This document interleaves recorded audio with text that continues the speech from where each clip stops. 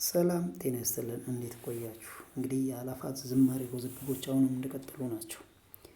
የአእላፋት ዝማሬ ኮሚቴው ወይንም ማህበሩ መግለጫን ተከትሎ የተለያዩ አረዳዶች እየወጡ ይገኛሉ።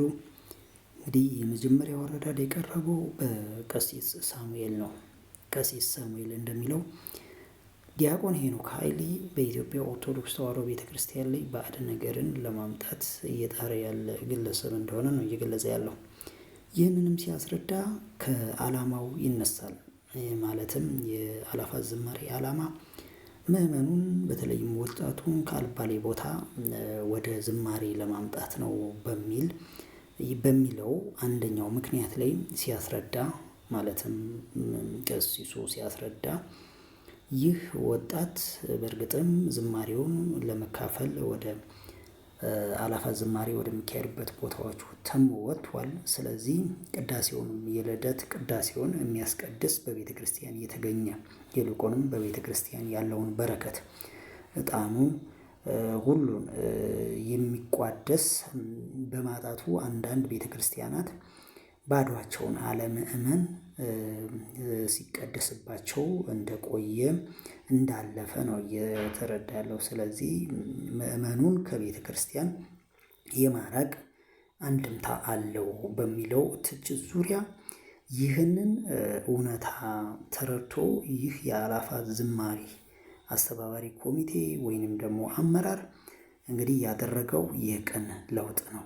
ቀኑ የአእላፋት ዝማሬ የሚካሄድበት እንደ መግለጫው ከሆነ በዋዜማው ዋዜማ እንደሆነ ተረድቷል። ይህ ደግሞ ሌላ አንድምታ አለው። በኢትዮጵያ ኦርቶዶክስ ተዋሕዶ ቤተክርስቲያን ልደት የሚከበርበት ቀን ይታወቃል። ቀድሞ ሌላ ቀንን ማምጣት ይህ ስርዓትም አይደለም፣ ሕግም አይደለም በቤተ ክርስቲያኗ። ስለዚህ ዝማሬ የሚካሄድበት ይታወቃል። ስለዚህ ይህ ባዕድ ነገርን እያመጣ ነው ብሎ ነው እየተከራከረ ያለው። እስቲ አጠቃላይ አጠር ያለ መልእክቱን እንከታተለው። ዲያቆን ሄኖክ ኃይሌ በኢትዮጵያ ኦርቶዶክስ ተዋሕዶ ቤተክርስቲያን ታሪክ ባዕድ ነገርን ለመጨመር ሆን ተብሎ አጀንዳ ተሰጥቶት የሚሰራ ሰው ነው አልኩት። ይሄንን መዝግብልኝ ቃሌን አልኩት። ይሄ የተጻፈ የተነገረ ይሄ ውሳኔ ዛሬ ወሰንን ከሚሉት በፊት የነበረ ነው እና ሲነጋም ጠዋት ይሄንን ውሳኔ እንዳየሁት እኔ እናንተ ስናወራ ስልካችን ተጠልፎ ነበር እንዴ ነው ያልኩት። ጠዋት ስነሳ ቀኑ መለወጡን ሰማሁ። እኔ አዘጋጆቹ አክብሮት ሊሰጣቸው ይገባል ወይም ደግሞ ምስጋና ሊቸራቸው ይገባል ብዬ ጻፍኩበት ዋናው መሰረታዊ ዓላማ ከስር ከስር የሚሰጠውን ሐሳብና አስተያየት ለማረም ይታትራሉ። በተለይ መምህር ዘመድኩን በቀለ ባደረገበት ሂደት ውስጥ በየትኛውም አቅጣጫ ለምሳሌ 2018 ዓመተ ምህረትን በተመለከተ ዓመተ ምህረት ብለን ነው የምንጽፈው እኛ ኢትዮጵያ ኦርቶዶክስ ቤተክርስቲያን። ይሄንን የማይፈልጉ ሰዎች ለማስደሰት ሲሉ ዓመተ ምህረት የሚለውን አይጽፉም። ያንን ተከትለው ዓመተ ምህረት የለውም ሲል ዓመተ ምህረት ይጽፋሉ። ባንዲራ የለውም ሲባል ባንዲራዎችን በስፋት የሚያሳዩበትን ሂደት ብቻ በአንድም በሌላም የተለያዩ ስህተቶችን በሚሰማበት ሰዓት ላይ የሚሰጡትን ኮሬክሽን በማየት እነዚህ ልጆች በደንብ ከተያዙ ከዛም በላይ ስራዎችን ሊያከናውኑ ይችላሉ የሚል ሐሳብን ለማንጸባረቅ ሞክሬያለሁ። ከዛ ባሻገር ግን በኢትዮጵያ ኦርቶዶክስ ተዋሕዶ ቤተክርስቲያን የራሷ የሆነ ስርዓት አላት። ኢትዮጵያ ኦርቶዶክስ ተዋሕዶ ቤተክርስቲያን ስርዓት አላት። ለምሳሌ ዲያቆን ሄኖክ ይሄንን ፕሮግራም ሲያዘጋጅ መጀመሪያ ላይ ከጠየቅናቸው ጥያቄዎች መካከል ውስጥ ህዝቡን መንግስት ከጀርባ አለ በሚለው ዙሪያ ላይ ማንም የለም ከኔ ጀርባ ያሉት ሰብአ ሰገል ናቸው የሚል መልስ ከመለሰልን በኋላ ይህንን ፕሮግራም ለማድረግ የታሰበበት ዋናው መሰረታዊ ዓላማ በአእላፋት ዝማሬ ወደ ኮንሰርት የሚሄደውን ህዝብ ለመያዝ ነው የሚል አመክንዮ ሰጥቶናል። ይሄ ቪዲዮ ውስጥ ያለውን ነገር ማየት ትችላላችሁ። እንግዲህ ከዘፈን ከሆነ ዘፈን ከሆነ ኢንስቴድ ኦፍ ቅዳሴ ከማስቀደስና ማህሌቱን ከመቆም ወይም ደግሞ የልደትን በዓል በቤተክርስቲያን ከማዋል ይልቅ ኮንሰርት ሄዶ የሚለውን ህዝብ በዝማሬ መያዝ ከሆነ ዓላማው አነሳሱና ስንመለከተውና ስናየው ዘፈን ኮንሰርት የመዝሙር ኮንሰርት መምጣቱ እንደተጠበቀ ሆኖ ነገር ግን ከተነሱበት ዓላማ በልደት በዓል ቤተክርስቲያን ሄዶ እንዲውል እንዲያስቀድስ የጣኑ ጢስ ጸበሉ እንዲጠጣ የማህሌቱ ድባብ ዝማሬው በውስጡ እንዲነግስ የተሄደበት ርቀት ግን አሊያ አይደለም ይቅርና ዘፈን ሄዶ ዘፈን ቅዳሴውንና ማህሌቱን ከሚሳተፈው ህዝብ ይልቅ በአእላፋት ዝማሬ ላይ የተገኘ ህዝብ ቤተክርስቲያኑን ላይ እንዳይሄድ አድርጎታል። ይሄ የማንክደው ሀቅና እውነት ነው። ይህም ከመሆኑ አንጻር የተነሳ በስሜት እና አንድ ችግር ተፈጠረ ሲባል ውሎ ሳያድር ውሳኔዎችን መወሰን እንደሚችሉ ወይም ደግሞ እንደሚወስኑ ማሳየው እዚህ ላይ እንደምትመለከቱት ላሳያችሁ።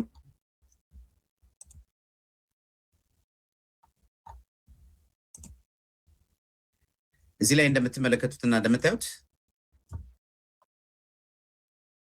ልደት ነው። ሌሊቱ ሙሉ ሲያገለግሉ አድረዋል ብለን እናስብ።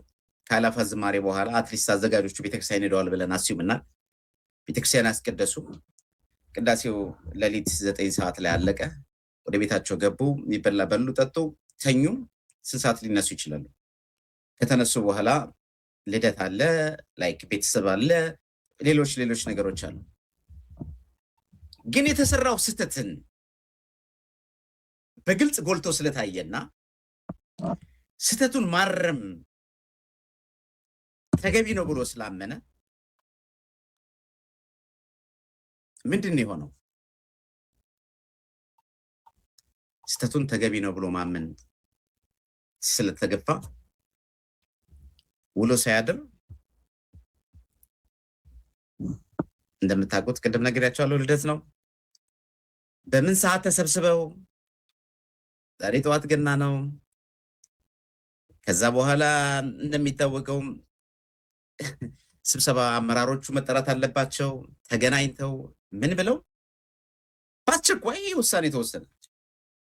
የአእላፋት ዝማሬ ወደ አእላፋት ቅዳሴ የተቀየረ። ከዚህ በኋላ የአእላፋት ዝማሬ የሚከናወነው ዋዜማ ነው ብሎ እርፍ አለ። ከዛ በኋላ ደግሞ ቅዳሴውን በተመለከተ አብይ ጾም ላይ እንጀምራለን አለ። እስኪ ንጹህ ህሊና ያለን ሰዎች በንጹህ ህሊናችን እናስብና ይሄ ውሳኔ በጣም ብዙዎች ሲያራግቡት አይተናል። በጣም ብዙዎች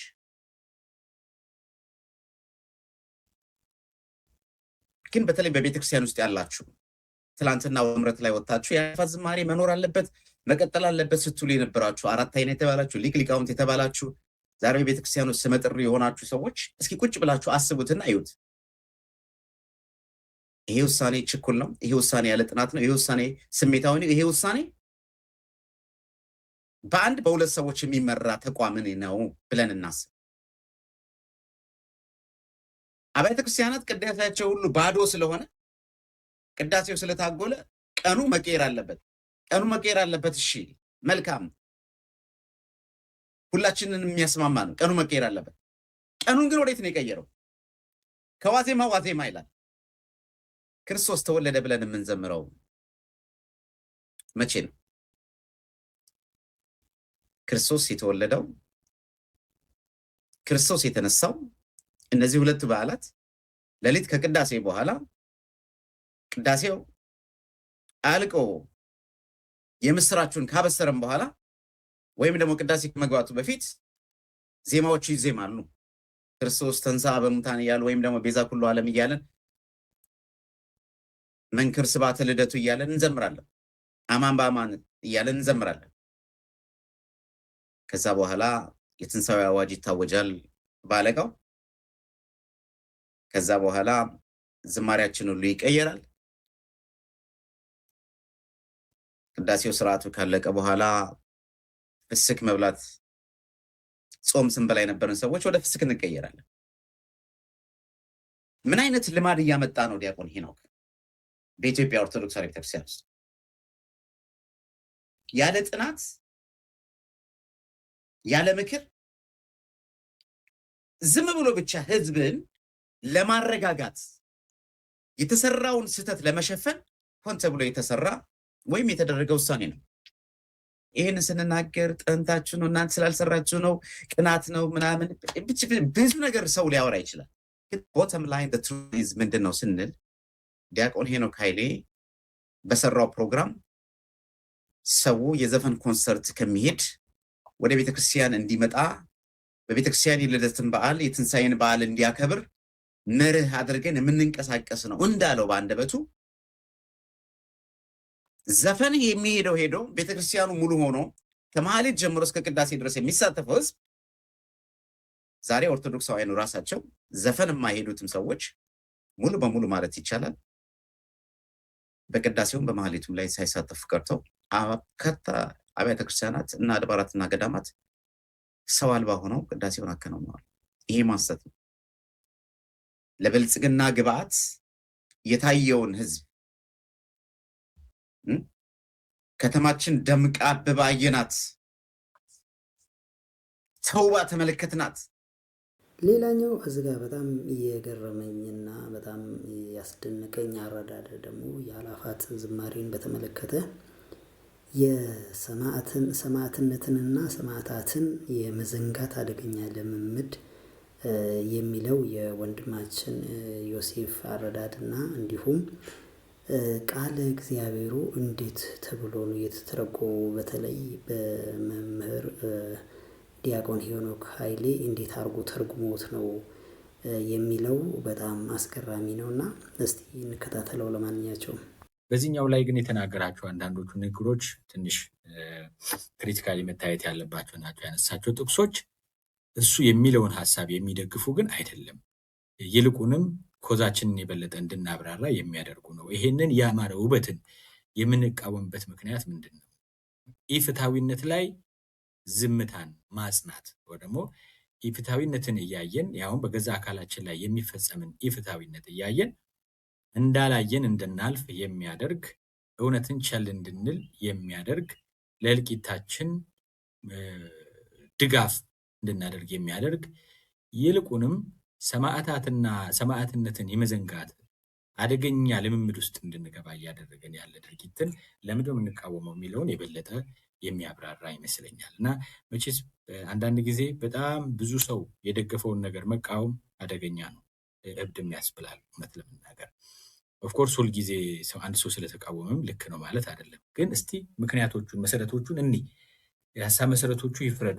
ዲያቆን ሄኖክ ኃይሌ በዚህ ወቅት በዚህ አይነት መልኩ መዘመር ተገቢ ነው የሚልባቸው ምክንያቶች ከራሱ አንደበት እንስማ። በጣም በጸናባት ቤተክርስቲያን መከራ በጣም በጸናባት ሰዓት ምዕመናን በሚገደሉበት ሰማዕታት በሚሆኑበት ሰዓት እንዴት መዝሙር እንዘምራለን? እንዴት ነጭ እንለብሳለን? የሚል ጥያቄ ሳይፈጠርብን አይቀርም። በጣም የሚገርማችሁ እኔ ነቢየ እግዚአብሔር ዳዊት ከዘመራቸው መዝሙራት መካከል በሐዘን ስሜት ውስጥ ሆኖ የዘመረው አንድ መዝሙር አለ። ይህ መዝሙር ምንድነው? በባቢሎን ወንዞች አጠገብ በዚያ ተቀመጥን፣ ጽዮንን ባሰብናት ጊዜ ምን አለ? አለቀስን፣ በአህያ ዛፎቿ ላይ መሰንቆቻችንን ሰቀልን ካለ በኋላ እንዴት እንዘምራለን ይላል። እስኪ አንዴ ከኔ ጋር በሉ፣ እንዴት እንዘምራለን? ዳዊት እንዴት እንዘምራለን ብሎ ዘመረ። እንዴት እንዘምራለን የሚለው ራሱ ምንድን ነው? መዝሙር ነው፣ መዝሙረ ዳዊት ነው። ዳዊት መዘመር ሲያስጠላው ራሱ ዘምሯል፣ አመስግኗል። ብሶቱንም ሐዘኑንም መከፋቱንም የገለጸው በዚያው በመሰንቆ በዚያ በበገናው እና ቤተክርስቲያናችን በመከራ ውስጥም በሐዘን ውስጥም ሆና ታመሰግናለች። ማህሌቷን፣ ቅዳሴዋን፣ ዝማሬዋን አቋርጣ አታውቅም። ይቅርታ ጥሩ ነው። ይሄንን ጥቅስ መጽሐፍ ቅዱስ ላይ ሄደን እናየዋለን እና አሁን ዲያቆን ሄኖክ ኃይሌ ላለው የአእላፋት ዝማሬ የተካሄደው እሱ እንዳለው ቤተክርስቲያን በመከራ ውስጥ ሆና ነው። በብዙ ስደት፣ በብዙ እልቂት፣ በብዙ መገፋት፣ በብዙ መገደል፣ በብዙ መታረድ ውስጥ ሆና ነው ይሄ መዝሙር የተካሄደ ያለው። በዚህ ወቅት መዘመር የተገባ ነው ለሚለው ማስረጃ ነው በመዝሙረ ዳዊት ምዕራፍ 137 ላይ ከቁጥር 1 ጀምሮ ያለው ቃል እንደ ማስረጃ የቀረበውና ግን የቃሉ ክፍል ይሄ መጽሐፍ ቅዱስ ክፍል እንዲህ ነው ወይ ይሄንን ነው ወይ ለዚህ ማስረጃ ይሆናል ወይ የሚለውን ማየት በጣም አስፈላጊ ይመስለኛል። ለዛ ነው ዲያቆን ሄኖክ ኃይሌ አሁን ከዚህ ተቃራኒ ቆሙ ቢሆን ኖሮ ይሄንን ይጠቅስ ነበር ወይ ይሄንን ቢጠቅስ በዚህ አይነት መልኩ ያየው ነበር ወይ ነው። እኛው ቃሉን እንየውና ፍረዱ። ይሄ የቅዱስ ዳዊት መዝሙር ክፍል መዝሙርም እንበለው ጸሎትም ነው እንበለው ምንም ነው እንበለው እዛ ላይ ክርክር መግጠም አልፈልግም። ምክንያቱም አሁን ዲያቆን ሄኖክ ኃይሌን ከዛ መጋጠም ለኔ ከባድ ሚዛን ነው ትንሽ፣ ምክንያቱ ራሳቸው ያስተማሩን ስለሆነ። መጽሐፉ የሚለው ምንድን ነው? በባቢሎን ወንዞች አጠገብ በዚያ ተቀመጥን። በባቢሎን የተቀመጡት ከኢየሩሳሌም ተሰደው ወይ ደግሞ ተማርከው ነው፣ በምርኮ ነው እና በምርኮ ሄደው ነው። ስለዚህ በመከራ ውስጥ ነው ያሉት እና በመከራ ውስጥ ሆነው ነው ይህን እያለ ያለው። በባቢሎን ወንዞች አጠገብ በዚያ ተቀመጥን፣ ጽዮንንም ባሰብናት ጊዜ አለቀስን ያለ። አሁን ይሄ መዝሙር ነው። መዝሙር ከሆነ እኛ እያለቀስን ነው ወይ?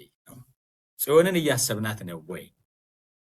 አርሲን እያሰብናት ነው ወይ? መዝሙራችን ውስጥ የቅዱስ ዳዊት መዝሙር ውስጥ በስደት ሆነው በባቢሎን ወንዞች ማዶ ሆነው እነ ቅዱስ ዳዊት ስለ ስደቱ ስለ መከራው ለማሰብና ለመዘመርና ለመናገር የማረኩን የባቢሎን ባለስልጣናት ይከፋቸዋል። ስለዚህ ስለዛ ነገር አታንሱ አላሉ።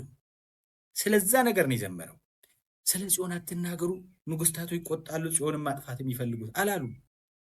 ነገር እንዲያውም ቀጥለን ስናነብ ምንድን ነው የሚለው? ባሰብናት ጊዜ አለቀስ፣ ጽዮንን ባሰብናት ጊዜ አለቀስን፣ በሀያ ዛፎቿ ላይ መሰንቋቻችንን ሰቀልን፣ የማረኩን በዚያ የዝማሬን ቃል ፈለጉብን። እዛ እንደምትዘምሩት እስቲ ዘምሩ አሉን። ልክ አብይ አህመድ እዛ ግቢ ውስጥ ቤተክርስቲያን የምትዘምሩት በአደባባይ መታችሁ ዘምሩ እስቲ። ለምን እስራኤላውያንን የማረኩት መዝናናት ፈለጉ መዝሙሮቻቸውን አይተው። አሁን ለእስራኤላውያን መዘመር እግዚአብሔር አምላካቸውን ማመስገን ተገቢ ነበረ። አሁን ዲያቆን ሄኖክ እንዳለው መዝሙር የሚቋረጥ እግዚአብሔር ማመስገን አናቋርጥም። አሁን እነ ቅዱስ ዳዊት ደግሞ የማረኩን በዚያ የዝማሬ ቃል ፈለጉብን፣ የወሰዱንም የጽዮንን ዝማሬ ዘምሩልን አሉ። ለምን? ሊዝናኑበት ፈለጉ። ከዛስ እነ ቅዱስ ዳዊት የእግዚአብሔርን ዝማሬ በባዕድ ምድር እንዴት እንዘምራለን? ሰውን ለማዝናናት ሰውን ኢንተርቴን ለማድረግ እና የማረኳቸው ሰዎች ኢንጆይ ሊያደርጉበት ስለፈለጉ ወር ደግሞ ለሌላም ጥቅም ስለፈለጉ ለነሱ ይህን ዝማሬ ማቅረብ እንዴት ይገባናል? አይቻልም፣ አይሆንም። የእግዚአብሔር ዝማሬ ነው አሉ። አሁን የእግዚአብሔር ዝማሬ ለአብይ አህመድ የገጽታ ግንባታ አልቀረበም ወይ? የእግዚአብሔር ዝማሬ አብይ አህመድን ለማስደሰት አዳነች አቤቤ በትዊተር ላይ በቃ ይሄ በጣም እኔ አሳያችኋለሁ፣ ጥቅሱን አመጣዋለሁ፣ ስክሪንሻት አድርጌዋለሁ እና ምን ብላ እንደጻፈች ታያላችሁ። ለማን ነው የዋለው ይሄ ነገር? ለማን ገጽታ ግንባታ ነው የዋለው? ማንን ለማስደሰት ነው የዋለው የሚለው በጣም ትልቁ ጥያቄ ይመስለኛል። እና እነ ቅዱስ ዳዊት የእግዚአብሔርን ዝማሬ በባዕድ ሀገር አናቀርብም፣ እንደዚህ አናደርግም ካሉ እኛ እነሱን ኮት ስናደርግ ይሄን አድርገን ነው ወይ ነው